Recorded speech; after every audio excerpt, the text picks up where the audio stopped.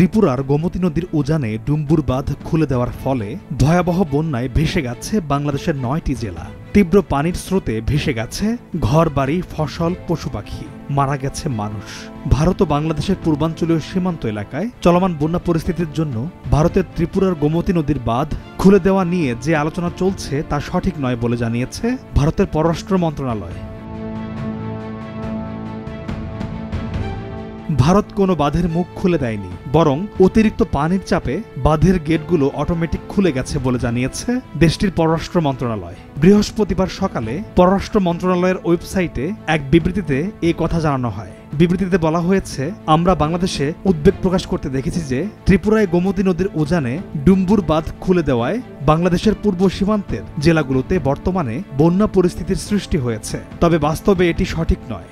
গত কয়েকদিন ধরে ভারত এবং বাংলাদেশের মধ্য দিয়ে প্রবাহিত গোমতী নদী সংলগ্ন অঞ্চলে এ বছরের সবচেয়ে বেশি বৃষ্টিপাত হচ্ছে, আর বাঁধের নিচের দিকের এই পানির কারণেই মূলত বাংলাদেশে এখন বন্যা।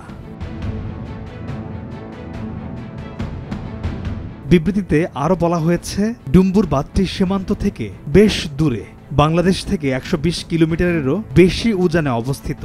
এটি একটি কম উচ্চতার বাঁধ যা বিদ্যুৎ উৎপাদন করে ভারতীয় গ্রিডে সরবরাহ করে এবং সেখান থেকে বাংলাদেশও ৪০ মেগাওয়াট বিদ্যুৎ পায়।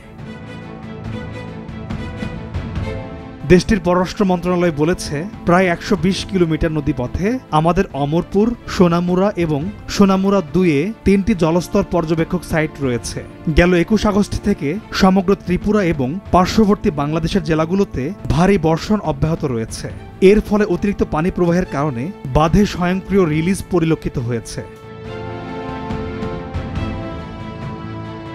ভারত বলছে, তাদেরও বাংলাদেশের মধ্যকার অভিন্ন নদীগুলোতে বন্যা একটি যৌথ সমস্যা, যা উভয় পক্ষের জনগণের জন্যই দুর্ভোগ সৃষ্টি করে।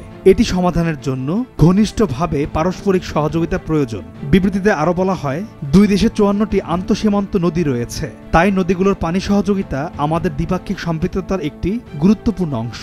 আমরা দ্বিপাক্ষিক পরামর্শ ও প্রযুক্তিগত আলোচনার মাধ্যমে পানি সম্পদ এবং নদীর পানি ব্যবস্থাপনার সমস্যা ও পারস্পরিক উদ্বেগ সমাধানের প্রতিশ্রুতিবদ্ধ।